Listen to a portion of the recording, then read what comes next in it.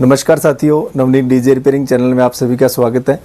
और आपके लिए वीडियो लेके आए एक NX ऑडियो का RX 4000 और रिपेयर हो चुका है। इसके बारे में कुछ आपको जानकारी, कुछ गाइड करने की कोशिश करेंगे कि आपको कुछ इसके बारे में जानकारी हो। तो ये एम्पलीफायर का 2 नंबर चैनल जो बिल्कुल शॉर्ट था, जिसकी रिपेयरिंग हो चुकी है। इसके बाद में आपको कुछ इसके बारे में कुछ डिटेल्स भी बताएंगे और आगे इसके वोल्टेज वगैरह भी चेक करके आपको दिखाएंगे। नज़दीक लेके आओ। देखो, नॉर्मली जानकारी जो आप यूट्यूब वगैरह पे भी देखते आ रहे हो कि सबसे पहले जो भी हमारी पावर कोड से ट्रांसफार्मर को AC 220 वोल्टेज मिल जाते हैं। इसके बाद में स्टेप डाउन करके और ये रेक्टिफायर सेक्शन को दे देता है, जहाँ से AC DC में कन्वर्ट हो जाती है। होने के बाद में जो हमारे कैपेसिटर है उस DC को स्टोरेज कर लेते हैं, प्लस जो हमारे वोल्टेज है उनको 2 भागों में डिवाइड भी कर देते हैं।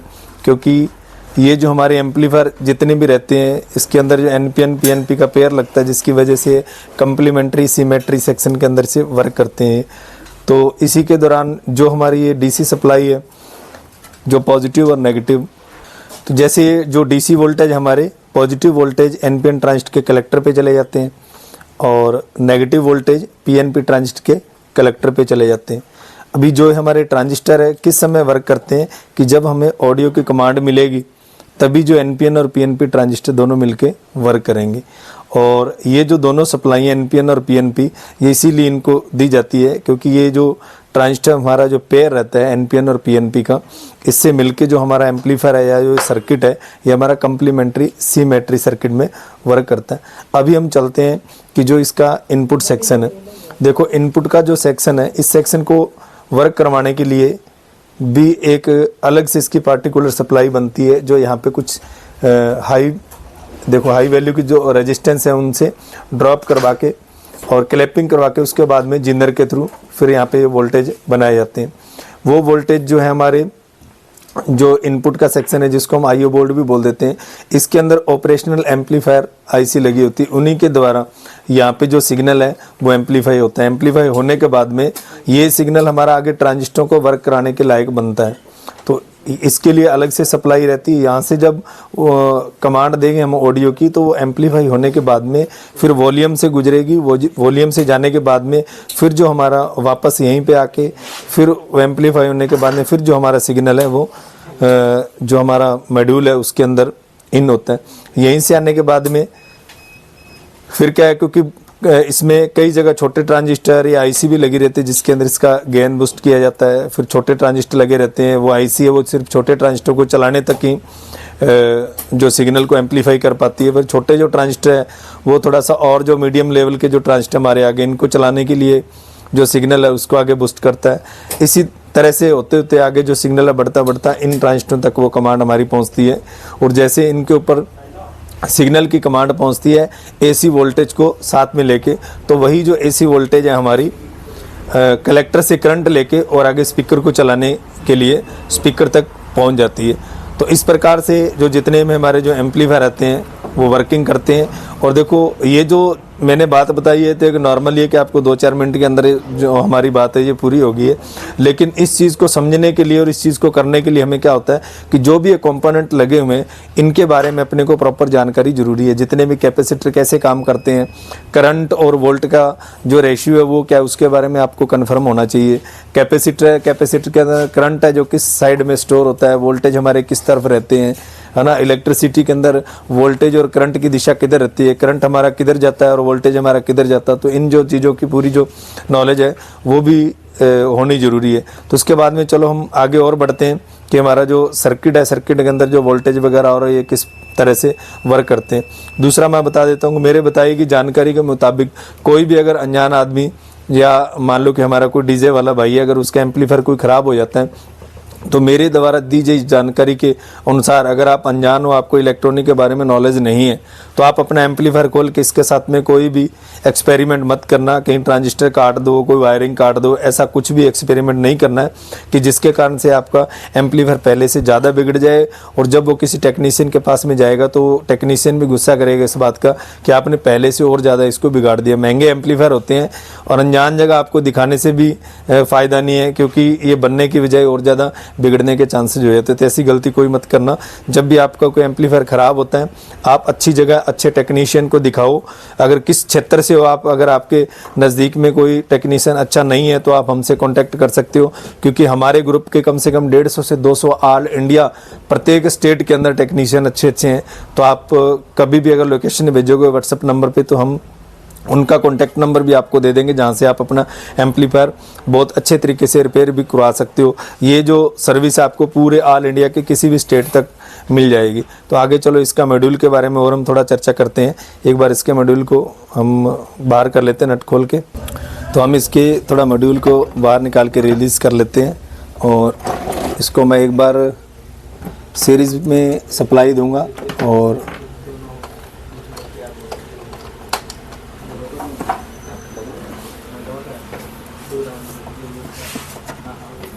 मैं यहाँ से इसमें सप्लाई दे देता हूँ।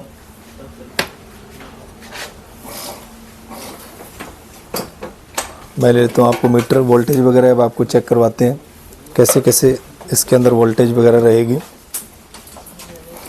तो यहाँ से हम ग्राउंड ले लेते हैं, क्योंकि ग्राउंड जो है इसका इधर से कम्प्लीटली है। जब भी आप कभी वोल्टेज चेक करो तो आप एकदम ग्राउंड आना परफेक्ट लेके छोड़ दो, कि जिससे आपका हाथ भी ठीक रहेगा। अभी हम इसको सीरीज में दिया है। ये एलईडी आपकी परमानेंटली ग्लो होती रहेगी। जैसे मैंने बात की कि ट्रांसफार्मर से हमारा स्टेप डाउन वोल्टेज होके यहाँ रेक्टिफायर लगा रहता है। रेक्टिफायर इसको एसी में डीसी करने के बाद में जो वोल्टेज हमारे दो भागों में डिवाइड हो जाते हैं, नेगेटिव और पॉजिटिव में। तो यहाँ से मैं जब इसके कलेक्टर पे चेक किया तो पॉजिटिव वोल्टेज 94 आपको दिखा रहा है। इसी तरीके से इधर इसके कलेक्टर पे भी ये देखो 94 नेगेटिव सप्लाई आ जाएगी।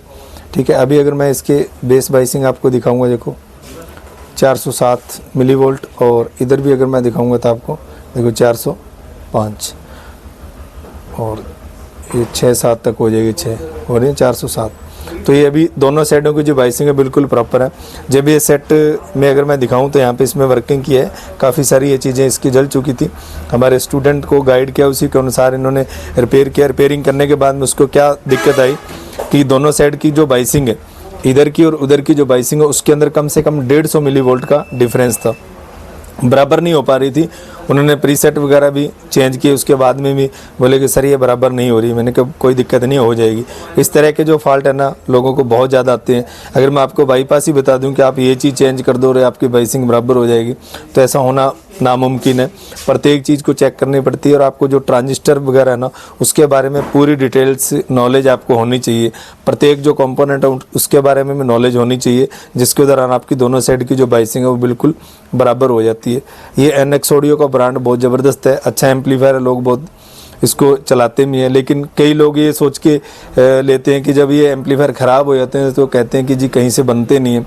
वो भी बात उनकी सही हुई, क्योंकि ऑल इंडिया के अंदर अच्छे टेक्नीशियन की बहुत कमी है, क्योंकि लोग सीखना नहीं चाहते और डायरेक्टली खुद ही एक्सपेरिमेंट करके और वैसा करने की कोशिश करते। तो ये एम्पलीफायर हमारा बिल्कुल बराबर है। जैसे मैंने बाइसिंग वोल्टेज भी आपको चेक कराया, ठीक है, इधर का भी और उधर का 407 इधर का था, 407 ही उधर का, एकदम दोनों साइड की बाइसिंग भी बराबर है। ये चीज़ जानने के लिए, ये चीज़ आपको करने के लिए क्या ज़रूरी है, क्योंकि प्रत्येक चीज़ में अगर जैसे हमारे ट्रांजिस्टर है किस प्रकार से वर्किंग करते हैं, ये सारी चीज़ आपको इसके बारे में, पार्ट्स के बारे में आपकी बिल्कुल बहुत अच्छी पकड़ होनी चाहिए, तभी आप इस चीज़ों को कर पाओगे।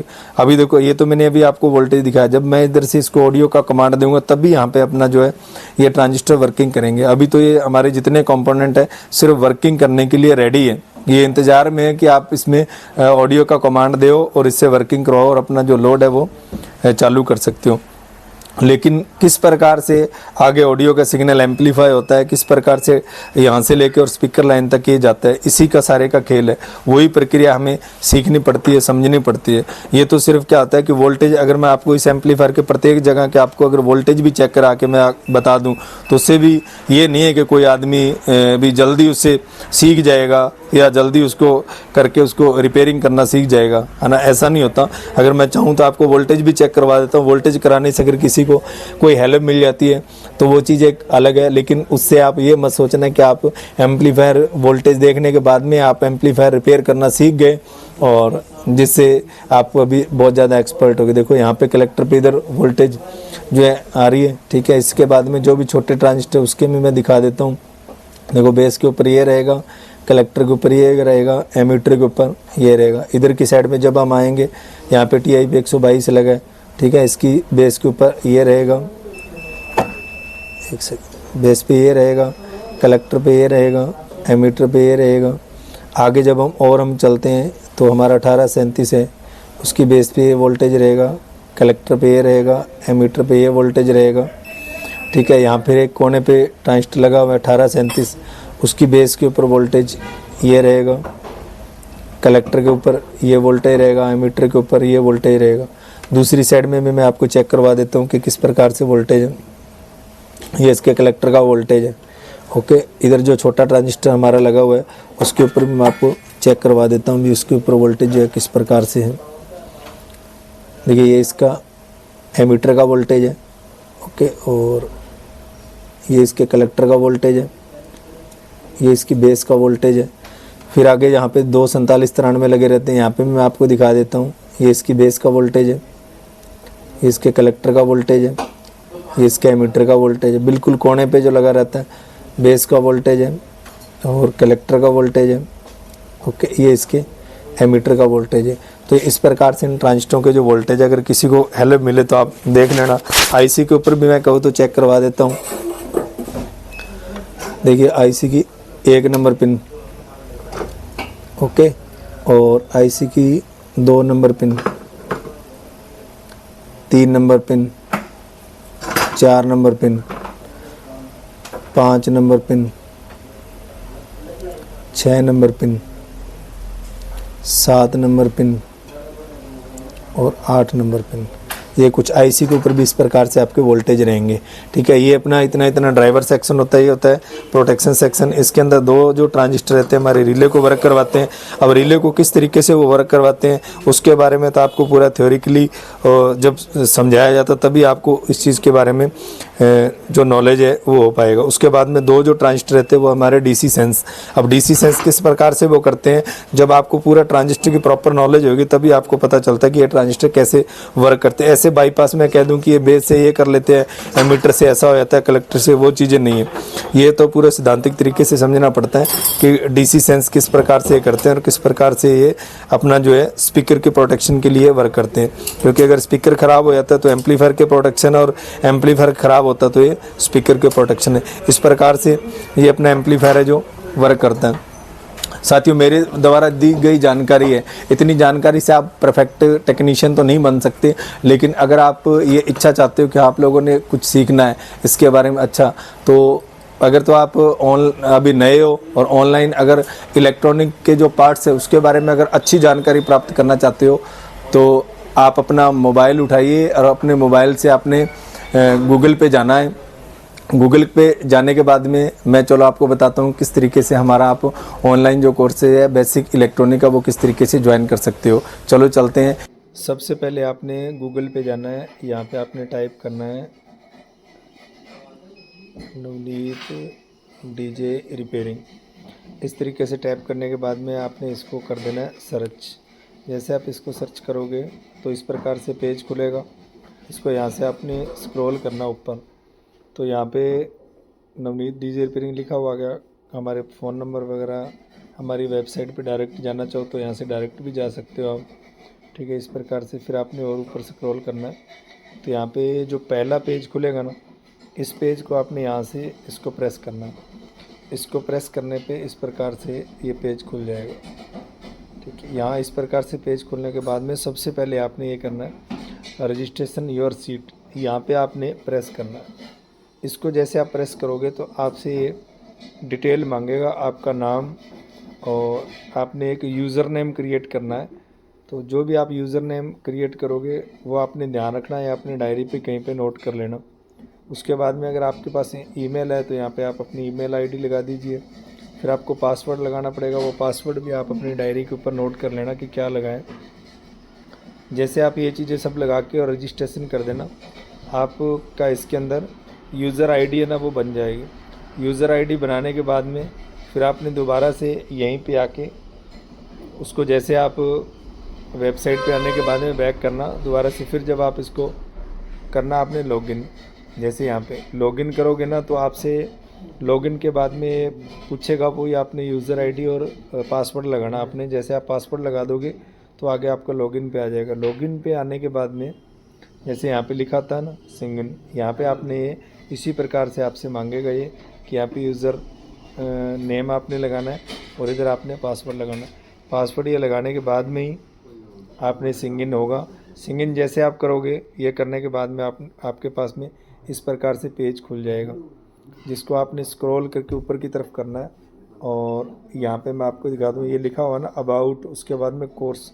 इस कोर्स पे आपने इस प्रकार से क्लिक करना है। जैसे आप क्लिक करोगे तो आपका पेज इस प्रकार से खुलेगा। इसको फिर आपने ऊपर की तरफ स्क्रॉल कर लेना है, इसे वहीं पे चले जाना जहाँ पे हमने देखो कोर्स पे क्लिक किया था ना, नीचे लिखा आ गया बेसिक इलेक्ट्रॉनिक कोर्स। अभी हमने इसको प्रेस करना है। जैसे आप इसको प्रेस करोगे फिर आपने ऊपर की तरफ ऐसे स्क्रॉल करना है। इस प्रकार से स्क्रॉल करोगे ना तो यहाँ से जो भी हमारा कोर्स के कंटेंट है ना वो आपको यहाँ पे दिखाई देंगे। तो ये जो कोर्स के कंटेंट है कम से कम यहाँ पे 9 चैप्टर है। 9 चैप्टर के बाद में फिर हमारा प्रैक्टिकल चैप्टर आया था, इसमें भी काफ़ी सारी वीडियोज़ हैं। ये करने के बाद में या तो आप यहाँ से व्यू ऑफ कार्ट कर सकते हो, नहीं आप इसको और ऊपर स्क्रॉल करना है आपने, ठीक है। ओके, यहीं पे आना पड़ेगा आपको व्यू ऑफ कार्ट पे। देखो ये यहाँ पे आपने इसको प्रेस करना है। जैसे मैं इसको प्रेस करूँगा तो उसके बाद में हमारा ये इस प्रकार से खुल जाएगा, जहाँ पे आपको लिखा भी है, ठीक है, बेसिक इलेक्ट्रॉनिक। यहाँ आने के बाद में आपने यहाँ आया ना, यहाँ इसमें आपको बताया गया कि 4,999 रुपये आपने पे करने हैं। यहाँ पे आपने प्रोसीड पे क्लिक करोगे। जैसे आप प्रोसीड पे क्लिक करोगे तो आपके पास में ये कुछ आगे इस प्रकार से पेज खुल जाएगा, जहाँ पे आपने अपना नेम, लास्ट नेम, उसके बाद में कंपनी का मतलब आप शॉप का जो नाम है वो भी आप डाल सकते हो। ये ऑप्शनल है, नहीं डालना तो आप इसको छोड़ भी सकते हो। इसके बाद में जो भी आपका एड्रेस है, स्ट्रीट है, कौन सा आपका एरिया है, ठीक है, कौन सा आपका सिटी है, ठीक है, जो भी सिटी में आपका जो डिस्ट्रिक्ट है वो आप लगा देना, ठीक है। जो आपका स्टेट आएगा तो यहाँ पे जैसे उत्तर प्रदेश लगा तो इधर से आप क्लिक करोगे ना तो यहाँ पे पूरा ये आ जाएगा कि आप कौन से स्टेट से हो। वो यहाँ से आप इसमें ढूंढ के, और जिस भी स्टेट से आप हो तो उस स्टेट को आपने सिर्फ लिखने की ज़रूरत नहीं है, उसके ऊपर आपने क्लिक करना है। जैसे मैं राजस्थान से हूँ तो जैसे मैंने क्लिक किया तो यहाँ पे राजस्थान आ गया। अपने एरिया का यहाँ पे पिन कोड डाल देना है, फ़ोन नंबर, ईमेल एड्रेस आपने डाल देना है। ये सब जैसे आप डालोगे, डालने के बाद में आपने इसमें आगे बढ़ना है। और आगे बढ़ने के बाद में देखो यहाँ पे आपका पूरा ये डिटेल दिखा देगा कि आपका फ़ोन पे या गूगल पे जिस पे भी आप चला रहे हो ना, यहाँ पे आपने आ जाना कंप्लीट पेमेंट। इस कंप्लीट पेमेंट पे जैसे आप क्लिक करोगे यहाँ से तो इस प्रकार से आपने यहाँ पे जैसे क्लिक करोगे तो इस प्रकार से ये कुछ पेज खुलेगा, ठीक है। क्योंकि मैंने डिटेल अभी भरी नहीं है ना, इस वजह से वो मेरे को वापस ये चीज़ कह रहा है कि आप यहाँ पे डिटेल भर दो। तो कंप्लीट पेमेंट पे जैसे आप करोगे तो ये आपको आपके फ़ोन पे ले जाएगा। वहाँ से आप जैसे पेमेंट आपकी हो जाएगी, पेमेंट होने के बाद में आपने क्या करना है, वापस एक बार इसको रिटर्न आया ना, वापस आने के बाद में दोबारा से आप लॉगिन होना है और आपके पास में वो पूरा जो कंटेंट है वो चालू हो जाएगा। चालू होने के बाद में आपने हर रोज़ है ना, जैसे जब आप यहाँ चैप्टर पे आ जाओगे, आपने जो भी वीडियोस देखनी है ना उसको आपने मतलब जल्दबाजी नहीं करनी है, पूरा आराम से आपने समझ के टोटल वीडियो देखनी है। 3 महीने का आपके पास में टाइम रहेगा। सारी वीडियो आपको देखने के बाद में आपको बहुत अच्छे से इसमें नॉलेज हो जाएगा, ठीक है। इस प्रकार से आप इसको ये जो हमारा कोर्स है इस पे आप जुड़ सकते हो। तो देखा आपने जिस तरीके से मैंने आपको बताया कि जो हमारा ऑनलाइन बेसिक इलेक्ट्रॉनिक का कोर्स है किस तरीके से वो ज्वाइन करना है उसका आपको पूरी डिटेल बता दी है। वो 3 महीने तक आपके पास में ये कोर्स चलेगा। जब आप उस कोर्स को बाय कर लोगे तो बहुत अच्छी उसके अंदर वीडियोज़ रहेंगी जो हर दिन आपने देखनी। 3 महीने तक चाहो तो आप एक वीडियो को 50 बार भी देख सकते हो। वो आपकी जो मेहनत है कितनी बार आप देख सकते हो। तो उससे आपको जो पार्ट्स हैं ना उसके बारे में जानकारी प्राप्त हो जाएगी। तो वो जानकारी बढ़ने से क्या होता है, फिर एक आप अच्छे टेक्नीशियन बन जाओगे। ऐसे तो अगर आप यूट्यूब पे देखो हर दिन हर एक वीडियो अगर आप देखते रहोगे, कहीं कोई सी वीडियो देखो, किधर कोई सी वीडियो देखो, तो उससे आपको क्या नॉलेज होएगा? ज़्यादा से ज़्यादा सिर्फ आप एक नकल मार सकते हो, कोई सिद्धांतिक नहीं। 2 तरीके से इंसान सीख सकता है, एक तो अपने नॉलेज से, दूसरा एक नकल से। तो उस वीडियो में तो आप सिर्फ एक नकल करने वाले आप बन सकते हो। तो अकेला नकल करने से आप सीख नहीं सकते जब तक आपकी इधर से थ्योरी प्रॉपर नहीं होगी।